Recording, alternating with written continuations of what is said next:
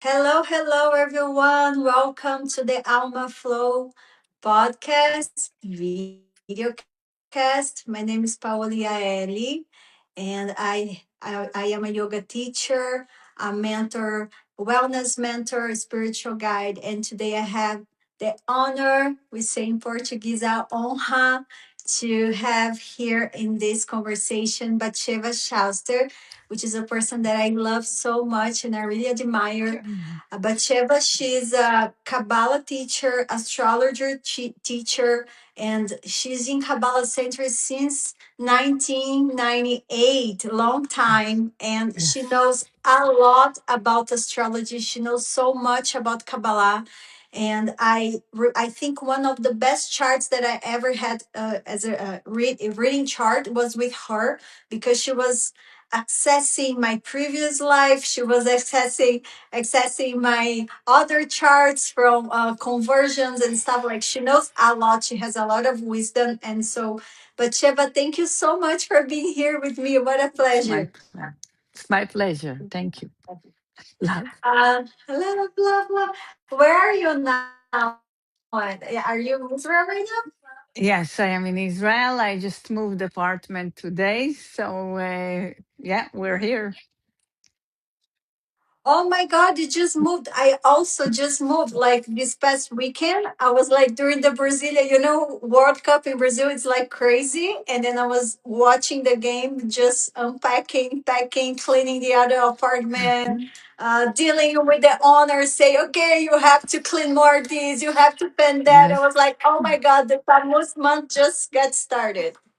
Yes, it's so funny. I remember when we lived in Brazil, then the World Cup, like everyone is on vacation, no school, or they're watching at school, and then you give your nanny also a day off for the game, and it's crazy.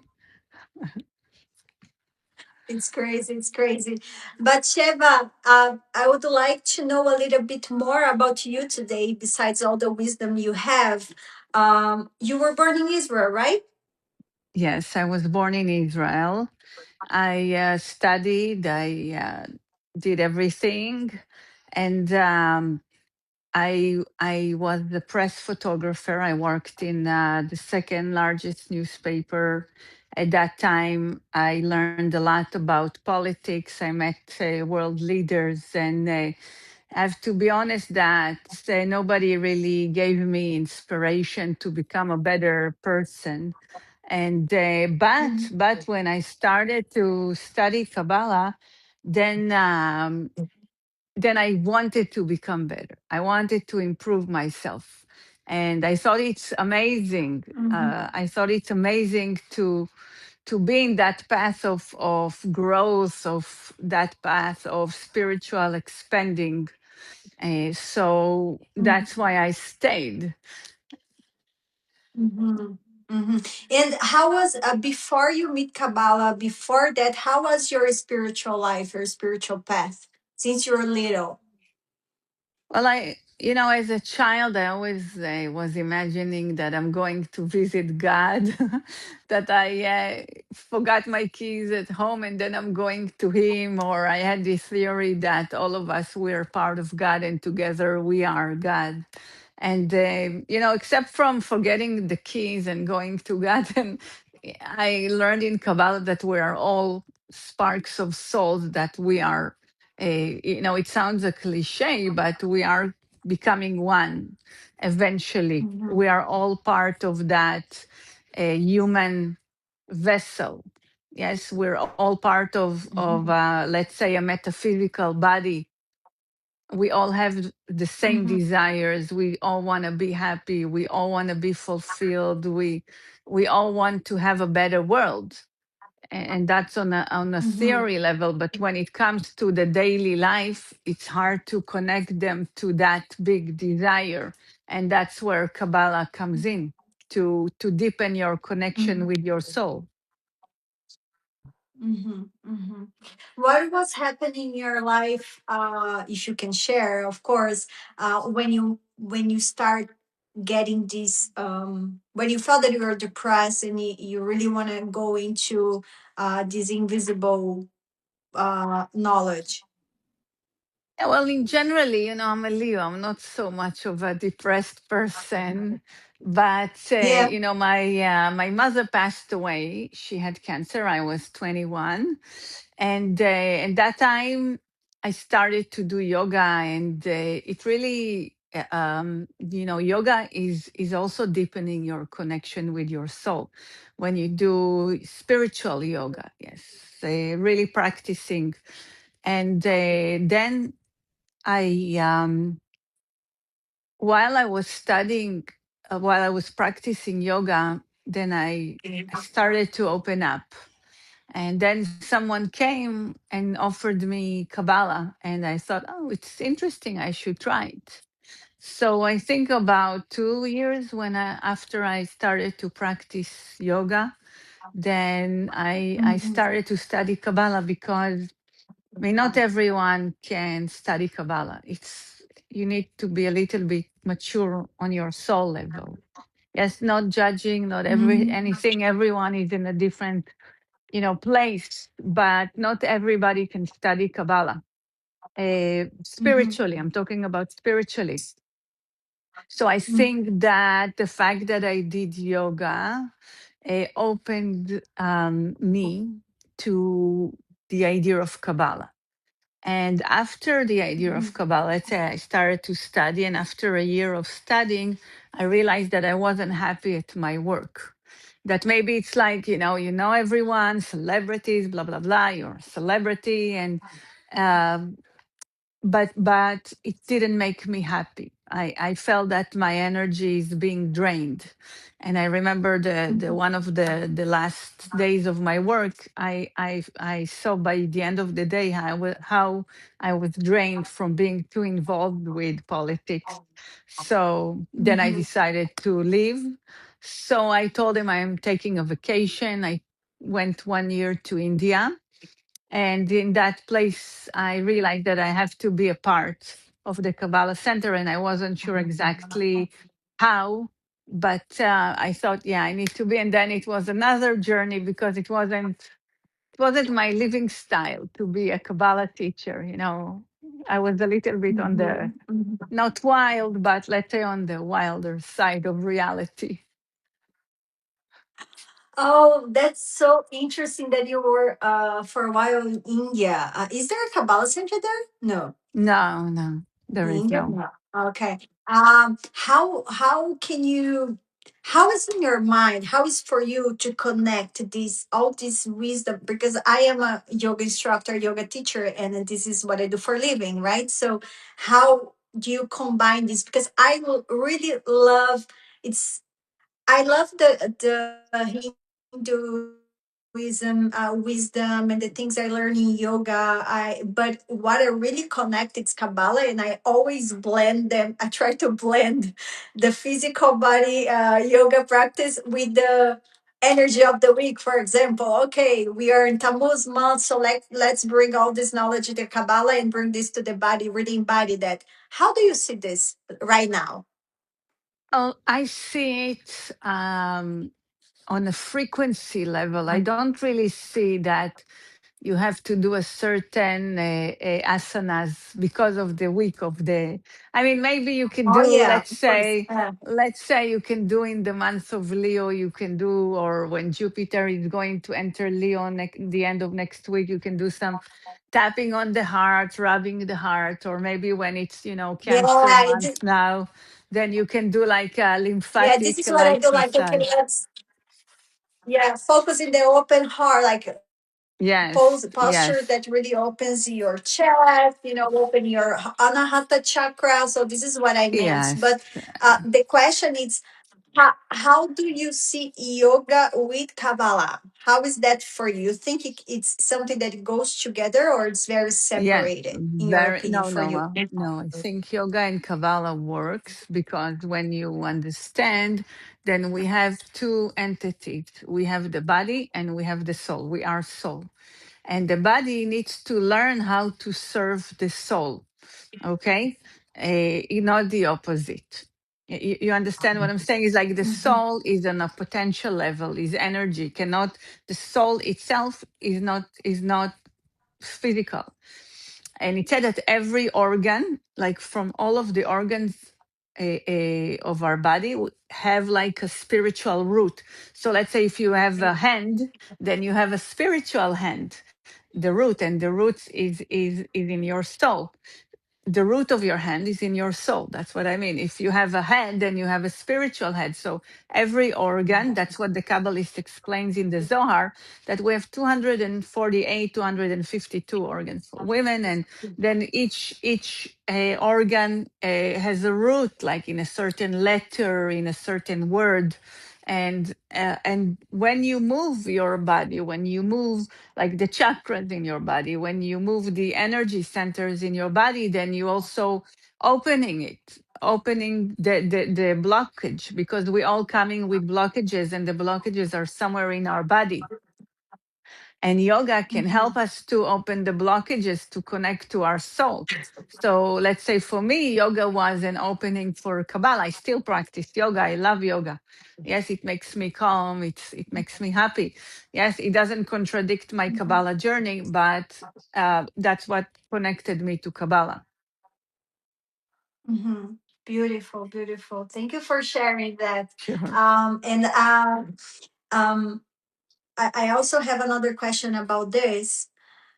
Uh, we understand that Kabbalah and Judaism is something different, but it's kind of connected, right? Like if you study like some wisdom of Kabbalah applies also in the Judaism. Like you that you're from Israel, it's kind of similar the way the knowledge, the books, the Bible, whatever.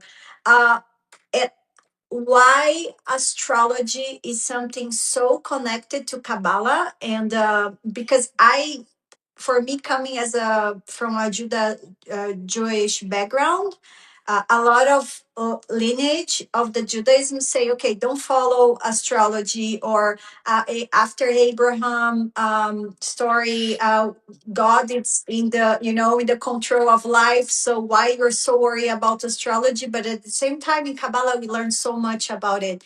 How can you explain to us like why in Kabbalah is so we see this as a forecast kind of course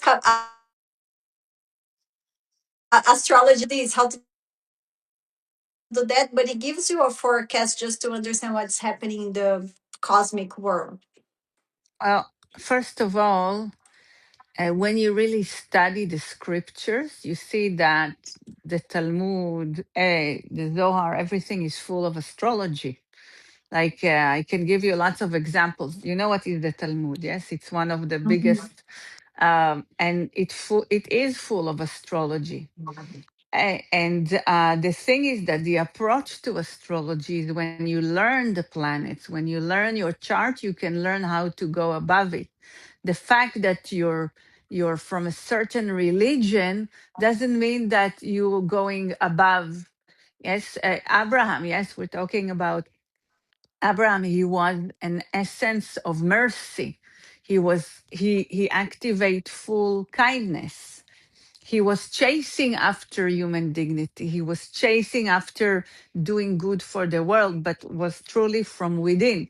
And only at a certain point of that, the creator, yes, the energy told him, I will help you go above the planets. But the fact that it said, and it's so funny because everybody quotes the same sentence from the Talmud, but this sentence is part of a whole paragraph where it describes astrology. So it's very easy for us to be on the shallow level. Say, oh, there is no sign, there is no influence, but it's not true, because if you really want to know about and to quote like a certain paragraph, you need to study it. Mm-hmm. Mm-hmm. Maybe, yeah, maybe I don't know. As I see in when you go to towards religion, in any religion, it's based by a fear, right? If you don't do this, this is gonna happen. So Totally. astrology is something dangerous, so you cannot learn. So I think maybe comes from this place, right? That you cannot learn because you knowledge it's power. wisdom, it's power. As much as you learn about yourself, more you have this control about yourself. Like how can you change your destiny, or how can you understand your Oh, patterns, your yes. self beliefs, your Mhm. Exactly, and Beautiful. if you really think about it, what is religion? What is established religion? Is people that they're people like us, and they want to have respect and they want to gain control. So they eliminate everything that can take away their control. Any religion, any authority. Yes, it's not just Mhm. the religious, but in general, I want to be the cause, I want to be the power of your life, and you cannot be the power of your life. I mean, it's crazy because if let's say someone, yeah, if you look at the food industry, we can talk about it. Yes, so they allow all kinds of things that are not good for you, and somehow they're being improved. So there was a guy, it was a big story then when I lived in the US. He was drinking, like, those the huge can of a soda, which I will not say which, and after a month he died. So I mean, why did you do it? You didn't think that it's going to sabotage you. Why? Because the government permit it to be sold. So the thing is that any establishment, they want to gain power, control, money over you. And how do? They take away your free choice. Now the planet, especially August 19, sorry, July 19th, there are going to be some alignments that never happened in the world that are going to force us to take responsibility for our life. Wow, that's big. That's big. I think that you're still with who is more sensitive start feeling already this transaction, right? Very This intense. Yes. intense. Because I feel, I don't know if I, this is what I was telling my students today. If I teach 6 classes in a day of yoga and I feel something, for sure everyone is feeling around too. Um, Going back to the Kabbalah subject, what people misunderstand most about Kabbalah in your opinion after all these years? Misunderstand Mm-hmm. that Kabbalah is religion. I Or a mean, cult? Judaism originated from Kabbalah. Like, Christianity originated from Judaism. And Islam was originated from Judaism and Christianity. Eventually, Islam did not exist until the year 700. Yes, so it was a development of religion. It wasn't. It's not necessarily godly. It's human invention, but the Kabbalistic tools, they are godly. They are given to us so we can elevate beyond a judgment in our life, so we can take responsibility. So whoever is not comfortable with that Mhm. understanding will say, oh, blah, blah, blah, we'll invent all types of stuff. Mhm. Did you study also about the Vedas when you were in India? All the knowledge Yes, and yes. wisdom they have there. Is it for you? And I, It's very different from Kabbalah. How do you see the connection between them? So I want to say that I also studied in the university the Vedas. So the Mhm. thing is that if you look, for example, not even the Vedas, even the Hinduism, yes, like they have their gods. What is the basic theory in Hinduism? That God is something you cannot access. So he sent us all kinds of gods and goddess. Yes, so even some of the names of them are equal, for example, to the names of the 72 names of God, the 72 frequencies of angels, the letters. Also in the Veda, the Vedic wisdom. Now, I'm not expert, and I'm not going to talk about it, but it also brings wisdom. wisdom. The thing that I saw in India and experienced, I spent a lot of time in all types of temples and retreats, and is that the concept of reincarnation is different than the concept of reincarnation in Kabbalah. Because Mhm. if you know the story of the samsara, this monster that we keep on coming and we did things that were good, we will have a better reincarnation, bad, worse. And the understanding that there is a purpose to our soul, Mhm. there is a purpose to our soul from a Kabbalistic point of view, is that we are here to be able to experience the blessings of the universe in and to full extent. And when we don't, is because somewhere we are disconnected from those blessings. Mm. And that's Mm. the purpose of reincarnation and in the journey of the soul is to learn how to allow the blessings to flow through us. Mhm. Wow. Very well. That's a big thank you so much for sharing that.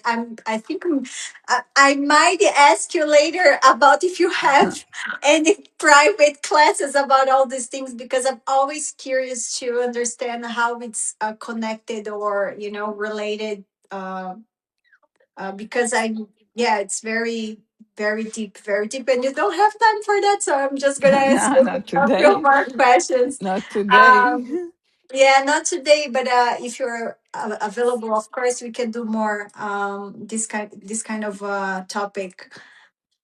Why do you think that right now? So one second, I So want to say something about the Vedas and the reincarnation. It doesn't mean something is better than something else. Okay, it means that it's just different way of thinking, different understandings, and different sparks of light to elevate. I call it, yes, because Mhm. if you understand that, let's say if there is a machine, yes, and you have one part and the other, you don't compare one is better than the other. You see that the machine is working. So each one is part of this like human function. So that's what I'm saying. It's not like there is something better or worse. Yeah, of course, of course, I see the same way. Why do you think so many people are becoming interested in astrology today? Because people want to make sense. I mean, the world is becoming more and more crazy, and and I mean, there is no stability. I mean, since the COVID, I mean, the world was never stable since the days of creation. Yes. Every Mhm. generation had its own issue. Yes. Mhm. But now, because everything is so exposed and everything is through the social media and you see everything and it's panicking. I mean, COVID was like completely, people lost it everywhere in the COVID. I mean, I was in Brazil in this time, but then I also flew, I think was somewhere in between to the US. I had to, like, because, I lived there for many years, I had to like renew my driver's license, whatever. And I went and like the DMV was so crazy, didn't make sense. I mean, you expect to have like a system there. Even in this, they didn't have any system, was a mess. So everything was so much of a mess. And if now and then the wars are becoming even, not just in Israel, but there are wars all around the world that people don't make sense. So I mean, if you go out just like, I mean, naked without spirituality, it's very scary. There, nothing makes sense. Nothing makes sense, and I feel that people are even more reactive now. I Yeah. before people are panicking with based in fear, and now it's just like they're completely impatient and they want everything for now. And I think that also with money, right? I think that a person when we talk towards money. So if you get a lot of money or if you're losing money and we know that everything is collapsing, then people just get crazy and reactive, right? Yes. Mhm. What do you think after all these years that is nourishing your soul right now? Now that you're home based, you're there in Israel. I know it's a kind of crazy and there, but what is nourishing your soul right now? The study, the Kabbalistic meditations, the fact that I really have privilege to help people, to guide people, whether if it's in meeting, whether if it's in astrology chart readings. So the combination of all of this is making me more stable. Mhm. All right. And where can we find you if you want to do a reading with you or have a, do you do mentorship as well or just chart readings? I do mentorships for students of Kabbalah. I do chart reading for everyone, and there is the website of the Kabbalah Center. It's guidance.kabbalah.com to book a chart, and then through the Instagram or Facebook, you can also find me. But All right. All right. Thank you. Thank you so much for your time, your it's my generosity. pleasure. I really appreciate everything that you do for us as a student, as a human being. You're always there for us. Thank you so much for Thank that. you. And My pleasure.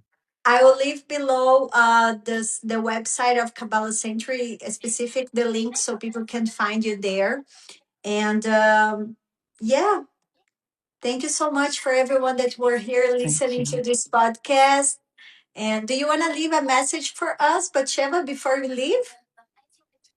It's more than ever to study spirituality and to be spiritual on our day-to-day life. Beautiful. Thank you, everyone, You're today for this welcome. episode. Thank you, Batsheva. So, if you like this You're episode, welcome. don't forget to comment, to share, to like, to send us love. And I'll see you in the next episode. Thank you. Bye. Bye bye.